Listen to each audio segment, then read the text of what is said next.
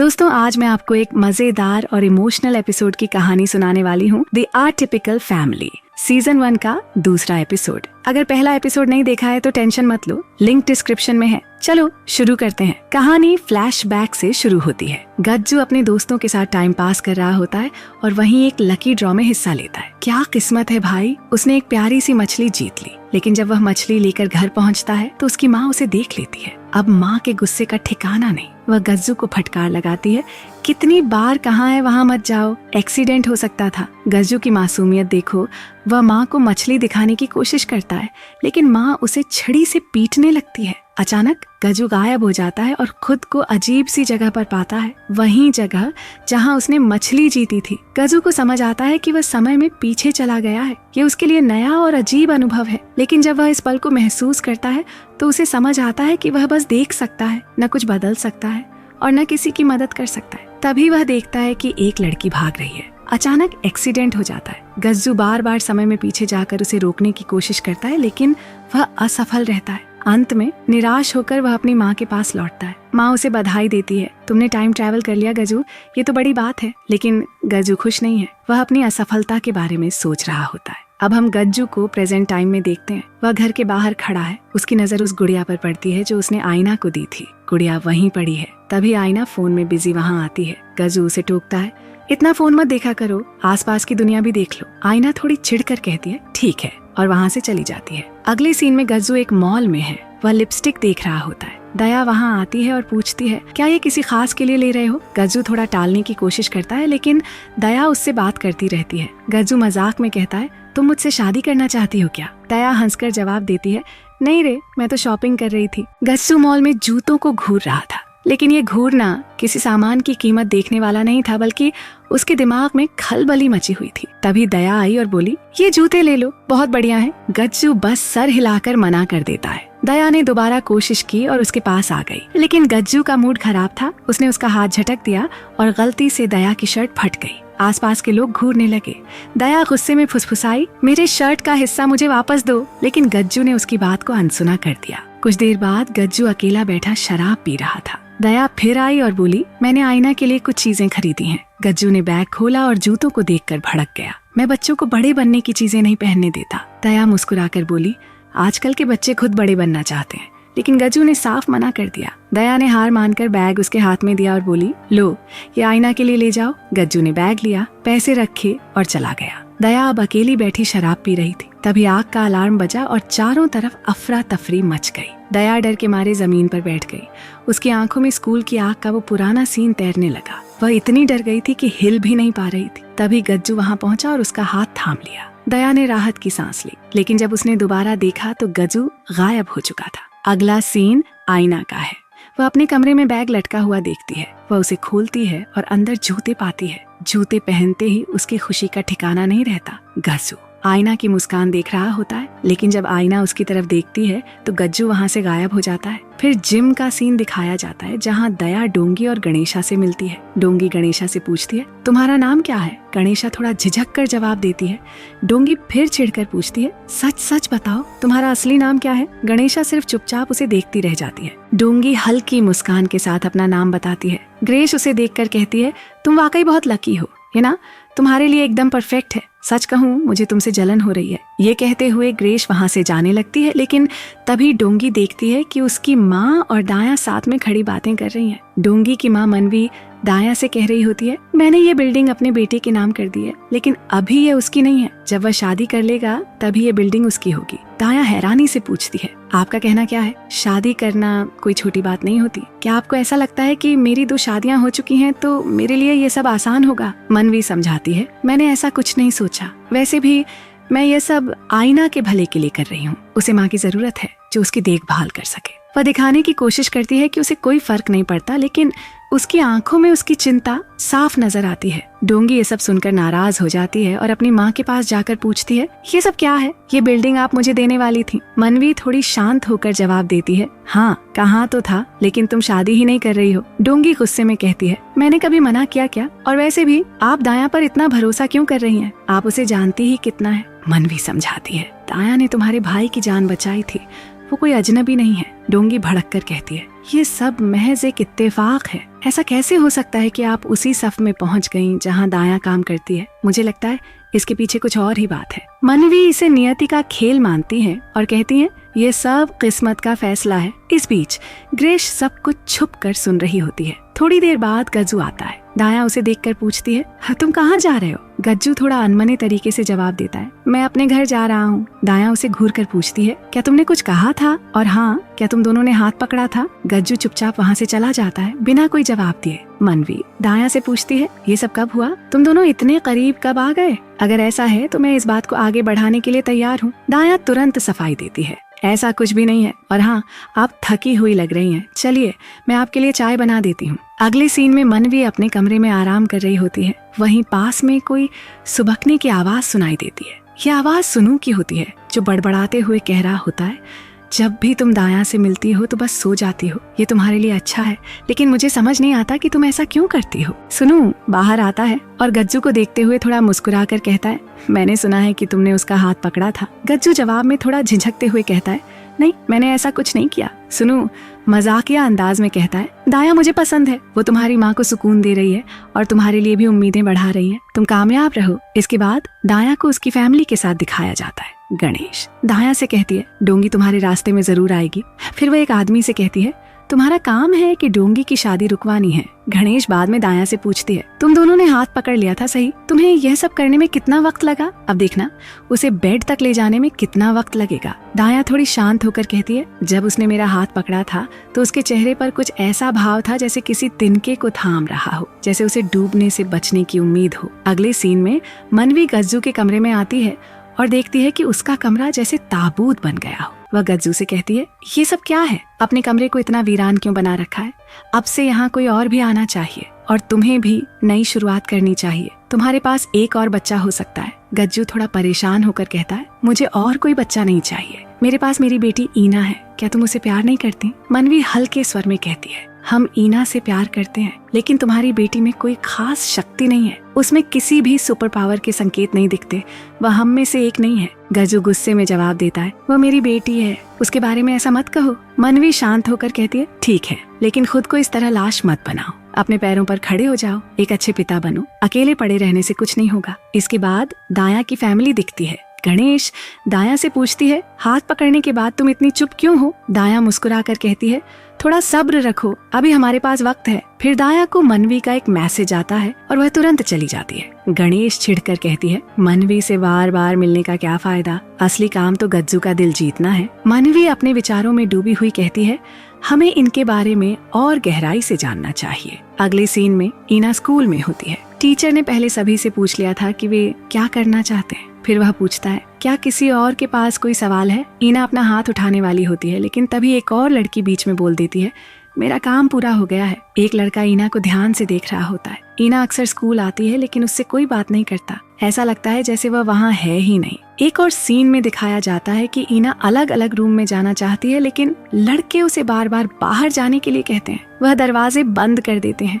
ईना यह सब देखकर चुप रहती है। थोड़ी देर बाद वह डांस रूम के पास रुकती है। अंदर वह एक लड़के को डांस करते हुए देखती है। ये वही लड़का है जिसने उसे पहले क्लासरूम में देखा था। ईना के पास टीचर आता है और मुस्कुराकर पूछता है, क्या तुम काउंसलिंग रूम में जाना चाहोगी? राणा को देखकर लड़के की नजरें ठहर जाती हैं। तभी एक लड़की उसके पास आती है और पूछती है, ये कौन है? लड़का थोड़े चौंक कर कहता है, ये हमारी क्लास में तो कभी नहीं आई। अगले सीन में गज्जू अपने रूम में होता है। तभी उसे आईना की टीचर का कॉल आता है। टीचर कहता है, मैं आईना का टीचर बोल रहा हूँ, आपने कॉल उठा लिया, शुक्रिया। शायद आप बिजी होंगे, लेकिन मुझे आपको बताना है कि कक्षा में सभी बच्चों का होना जरूरी है। मगर आईना ऐसा नहीं कर पा रही। वो कक्षा में बस यूं लगती है जैसे वहाँ होकर भी नहीं है। आपको उसकी स्कूल लाइफ पर थोड़ा ध्यान देना चाहिए। गज्जू जवाब में कहता है, ठीक है, मैं देखता हूँ। बाद में गज्जू आईना के कुछ डॉक्यूमेंट्स उठाता है और उनमें एक कागज पढ़ता है। उसमें लिखा होता है, माँ और पिताजी, मैं आपसे प्यार करती हूँ। गज्जू इसे पढ़कर कुछ देर शांत बैठा रहता है। इसके बाद वह शराब लेने बाहर जाता है, लेकिन वहाँ कोई शराब नहीं होती।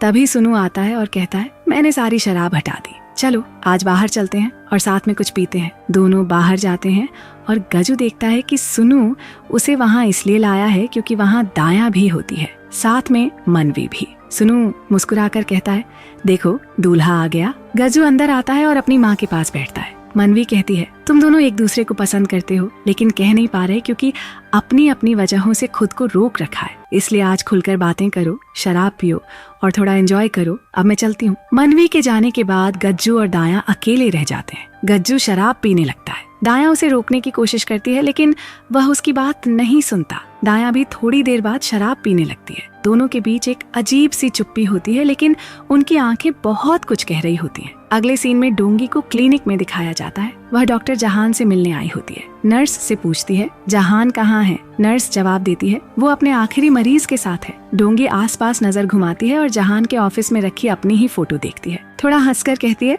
अरे ये फोटो यहाँ किसने रखी? नर्स मुस्कुराकर कहती है, जहान ने ऐसा करने को कहा था। डोंगी हंसते हुए कहती है, अच्छा मुझे याद है, मैंने ही उससे कहा था कि इसे यहाँ रखे। फिर वह बैठकर जहान का इंतजार करने लगती है। उसके सामने टॉफियां रखी होती हैं लेकिन अचानक वह अंदर से आती कुछ आवाजें सुनती है। उसे महसूस होता है कि जहान किसी लड़की के साथ है और दोनों के बीच कुछ चल रहा है। वो थोड़ा चिढ़ जाती है और गुस्से में सारी टॉफियां खा जाती है। फिर बिना रुके जहान के पास जाती है। वहाँ वह देखती है कि जहान और ग्रेस साथ है। जहान डोंगी को देखकर कहता है, मेरा काम पूरा हो गया था। डोंगी हल्की हंसी के साथ कहती है, क्लिनिक बंद करने का टाइम हो गया है। ग्रेस जहान की तरफ मुड़कर कहती है, तो फिर मुझे तुम्हारे लिए खाना खरीद लेना चाहिए। डोंगी थोड़ा चिढ़कर बोलती है, तुम ऐसा क्यों करोगी? ग्रेस मुस्कुराते हुए जवाब देती है, जहान मेरे लिए इतना काम कर रहा है तो मुझे कुछ तो करना ही चाहिए। डोंगी के चेहरे पर हल्का व्यंग्यात्मक भाव आता है। घर जाते वक्त ग्रेस उसे देखकर कहती है, तुम तो सारा खाना पहले ही खा चुकी हो। थोड़ी देर बाद डोंगी और जहान एक जगह बैठकर शराब पी रहे होते हैं। डोंगी मजाक करते हुए कहती है, मुझे नहीं पता था कि मेडिकल एग्जामिनेशन इतना मजेदार हो सकता है। जहान थोड़ा गंभीर होकर कहता है, वो एक बड़ा इन्फ्लुएंसर है, उसके कई फैंस हैं। मैं ये सब इसलिए कर रहा हूँ ताकि हमारे क्लिनिक को बढ़ावा मिल सके। डोंगी अचानक से एक डॉक्यूमेंट निकालती है और कहती है, तो फिर चलो शादी कर लेते हैं। जहान थोड़ा असमंजस में कहता है, ऐसा तो है नहीं कि शादी करने से बिल्डिंग हमारी हो जाएगी, और वैसे भी उसके बाद बच्चा पैदा करना होगा। डोंगी उसे हल्के में लेकर कहती है, वो तो करना ही होगा। लेकिन जहान एक ठहरी हुई आवाज में बोलता है, मैं ऐसा नहीं चाहता। पहले जितना पैसा तुमने मुझे क्लिनिक के लिए दिया था वो मैं तुम्हें वापस करना चाहता हूँ। जब तक वो चुका नहीं दूंगा मैं शादी नहीं कर सकता। डोंगी नाराजगी छुपाते हुए जिम चली जाती है। वहाँ ग्रेस भी होती है लेकिन जब वह उससे कुछ कहने की कोशिश करती है, डोंगी उसे पूरी तरह नजरअंदाज कर अपने काम में लग जाती है। अगले सीन में आयना को स्कूल से बाहर निकलते दिखाया जाता है लेकिन किसी की नजरें उसे लगातार घूर रही होती हैं। वह शख्स एक अजीब सा आदमी होता है। नताई आयना को अजीब महसूस होता है, जैसे कोई उसका पीछा कर रहा हो। घबराकर वह वहाँ से भागने लगती है। नताई उसके पीछे दौड़ता है। आयना सीधे टॉयलेट में घुसकर छिप जाती है और घबराहट में अपने परिवार के सभी सदस्यों को कॉल करती है। सुनु गाने सुन रहा होता है इसलिए वह कॉल नहीं उठा पाता। डोंगी अपने काम में लगी होती है और मनवी गहरी नींद में होती है। डरी हुई आयना को अचानक अपने पिता की कही बात याद आती है, कभी मुझे भी कॉल कर लिया करो। हिम्मत जुटाकर वह अपने पिता को कॉल करती है लेकिन कॉल दाया उठाती है और कहती है, मैं हूँ, क्या हुआ, सब ठीक है? आयना जल्दी से अपनी स्थिति बता देती है। दाया समझ जाती है कि कुछ गड़बड़ है। वह गज्जू को जगाती है और कहती है, तुम्हारी बेटी का मुझे कॉल आया था, लगता है कोई उसका पीछा कर रहा है। गज्जू शराब के नशे में धुत होता है लेकिन खबर सुनकर जैसे तैसे भागने लगता है। दाया भी उसके साथ जाने को तैयार होती है लेकिन तभी रेस्टोरेंट का मालिक कहता है, पेमेंट नहीं किया। दाया अपना कार्ड देती है। फोन में पैसे कटने का मैसेज आता है और बचे पैसे देखकर उसका चेहरा थोड़ा उतर जाता है। दूसरी तरफ गज्जू लड़खड़ाते हुए दौड़ने की कोशिश करता है लेकिन नशे की वजह से ठीक से चल नहीं पाता। दाया कहती है, मुझे पता है वह कहाँ होगी, तुम बस मेरे साथ चलो। दाया, गज्जू और कुछ और लोग मिलकर टॉयलेट तक पहुँचते हैं। गज्जू जैसे ही टॉयलेट के पास आता है उसे वह आदमी दिखता है जो पहले उसकी बेटी को घूर रहा था। गुस्से से भरा गज्जू उसे देखता है और कहता है, तू क्या कर रहा था? गज्जू आदमी को टॉयलेट के सामने देखकर गुस्से में पूछता है, तुम कौन हो और यहाँ क्या कर रहे हो? वो आदमी गज्जू की ओर बढ़ता है मानो उसे मारने वाला हो, लेकिन जैसे ही वो कुछ करने की कोशिश करता है दाया उसे इशारे से रोक देती है। गज्जू नीचे गिरा हुआ होता है। उसके दिमाग में एक पुरानी याद लौट आती है जब उसकी छोटी बेटी ने मासूमियत से पूछा था, अगर आप दूसरों को बचाने चले जाएंगे तो मेरी रक्षा कौन करेगा? इस याद ने गज्जू को हिम्मत दी। वह पूरी ताकत के साथ खड़ा होता है और एक जोरदार पंच के लिए तैयार होता है। वह आदमी के हेलमेट पर घूंसा मारता है और हेलमेट छटक जाता है। गज्जू दाया की ओर देखता है। दाया उसे शांत होने का इशारा करती है और कहती है, ऐसे दिखाओ जैसे तुम्हें चोट लगी हो। गज्जू वैसा ही करता है और नीचे गिर जाता है। जाते जाते वह आदमी को चेतावनी देता है, अब की बार यहाँ मत दिखना। इसके बाद आईना टॉयलेट से बाहर आती है। वह अपने पिता से बिना कुछ बोले बस चुपचाप खड़ी रहती है। गज्जू उसके पास जाता है और हल्के स्वर में पूछता है, तुम ठीक हो? लेकिन आईना कोई जवाब नहीं देती। दाया आईना के पास आती है और उससे सवाल करती है, तुमने अपने पिता को फोन क्यों किया था? दाया उसकी परेशानी को समझ जाती है। वह पास की एक दुकान में जाती है, कुछ पैड लेकर आती है और उसे आईना को थमाते हुए उसके पहले पीरियड के लिए बधाई देती है। साथ ही वह अपनी शर्ट भी उसे पहनने के लिए देती है। कुछ देर बाद सब घर लौटते हैं। आईना शर्ट लौटाते हुए दाया को धन्यवाद देती है। गज्जू ये सब देखता है और आईना को समझाने की कोशिश करता है, लेकिन आईना हल्के से कहती है, अब कुछ मत कहिए, और घर के अंदर चली जाती है। दाया जब वापस जाने लगती है तो गज्जू उसे रोकता है और पूछता है, क्या तुम शराब पीना चाहोगी? अगले सीन में दोनों साथ में शराब पी रहे होते हैं। दाया गज्जू के हाथ को देखती है और कहती है, तुम्हें डॉक्टर के पास जाना चाहिए, मुझे लगा था तुम्हारा हाथ टूटा है। गज्जू थोड़ा मुस्कुरा कर कहता है, क्या तुमने नहीं सुना? उस आदमी का हेलमेट टूट गया था। वैसे तुम्हारा शुक्रिया, लेकिन मैं तुम्हें धन्यवाद नहीं कह सकता। मैं ऐसा महसूस करने में सक्षम ही नहीं हूँ। अगर मैं ऐसा कर पाता तो डिप्रेशन में नहीं होता। दाया गंभीर स्वर में कहती है, तुम पहले ही कर चुके हो, तुमने मेरा हाथ पकड़ा था। गज्जू चौंक कर पूछता है, मैंने ऐसा कब किया? तुम सबसे झूठ क्यों बोल रही हो? दाया शांत स्वर में जवाब देती है, जब हम मॉल में थे और फायर अलार्म बजा था तब तुमने मेरा हाथ पकड़ा था। गज्जू तुरंत मना करता है, मैंने ऐसा नहीं किया। दाया हंसते हुए कहती है, हो सकता है कि भविष्य से कोई गज्जू आया हो और उसने मेरा हाथ पकड़ा हो। गज्जू फिर से इनकार करता है, ऐसा नहीं हो सकता। दाया थोड़ी गंभीर होकर कहती है, कौन जानता है, अगर तुम्हारा डिप्रेशन खत्म हो जाए और तुम्हारी जिंदगी के खुशहाल पल लौट आए तो कुछ भी हो सकता है। गज्जू सोचते हुए कहता है, अगर मैंने शराब पी ली होती तो मैं तुम्हारा हाथ नहीं पकड़ पाता। मैं पास्ट में कुछ भी छू नहीं सकता। दाया मुस्कुराती है और गज्जू के हाथ पर पट्टी बांधती है। अगले दृश्य में कहानी डोंगी की ओर बढ़ती है। डोंगी बहुत तेज दौड़ रही होती है। उसकी सांसें तेज हो जाती हैं। पास में खड़ी ग्रेस उसे देखती है, उसकी हालत को समझती है और उसके पास आती है। डोंगी घबराई हुई कहती है, जियान ने मेरी फोटो क्यों उठाई थी? मैं पहले ही यहाँ से दूर जाना चाहती थी। डोंगी के पैर डगमगाने लगते हैं और वह गिरने ही वाली होती है कि ग्रेस उसे पकड़ लेती है। वह डोंगी को सहारा देती है और उसे शांत करने की कोशिश करती है। डोंगी अपनी सारी भावनाएं रोक नहीं पाती और रोने लगती है। दूसरी तरफ गज्जू अपने कमरे में अकेला बैठा होता है। उसके सामने आईना के स्कूल के डॉक्यूमेंट्स रखे होते हैं। वह साइन करते हुए याद करता है जब वह और दाया साथ में शराब पी रहे थे। दाया ने तब उससे कहा था, तुम्हें इस बारे में फिर से सोचना चाहिए, तुमने मेरा हाथ पकड़ा था। शायद तुम्हें यह याद नहीं, लेकिन सोचो। गज्जू ने उस वक्त सीधा जवाब दिया था, ऐसा कुछ नहीं हुआ, तुम मुझसे दूर रहो, यही बेहतर है। लेकिन अब अकेले कमरे में बैठा गज्जू खुद से बुदबुदाता है, ये कैसे हो सकता है? मैं पास्ट में जाकर उसके पास नहीं गया था। वह अपनी आंखें बंद करता है और कोशिश करता है। अचानक एक अनोखी घटना घटती है। गज्जू गायब हो जाता है और खुद को एक शॉपिंग मॉल में पाता है। वह इधर उधर देखता है और अपने ही पास्ट वाले रूप को देखता है। वह खुद को छूने की कोशिश करता है और कहता है, ये कैसे संभव है? मैं यहाँ कैसे आ गया? फायर अलार्म की आवाज उसके विचारों को तोड़ देती है। वह अपनी नजरें दाया को खोजने में लगाता है। जल्दी ही वह उसे ढूंढ लेता है। गज्जू धीरे धीरे दाया के पास पहुँचता है और उसके हाथ को थाम लेता है। यही वही पल है जो उसने पहले अनुभव किया था, लेकिन अब ये सब कुछ नया और चौंकाने वाला लगता है। गज्जू खुद से कहता है, ये कैसे हो सकता है? मैं पास्ट में किसी को छू नहीं सकता, लेकिन मैं दाया को कैसे छू पा रहा हूँ? मैं उसका हाथ कैसे पकड़ पा रहा हूँ? ये भावनाओं और रहस्यों से भरा पल दोनों के लिए बिल्कुल अनोखा था। और इसी के साथ एपिसोड खत्म हो जाता है। तो दोस्तों, अब हम अगले एपिसोड में मिलेंगे। तब तक के लिए अलविदा।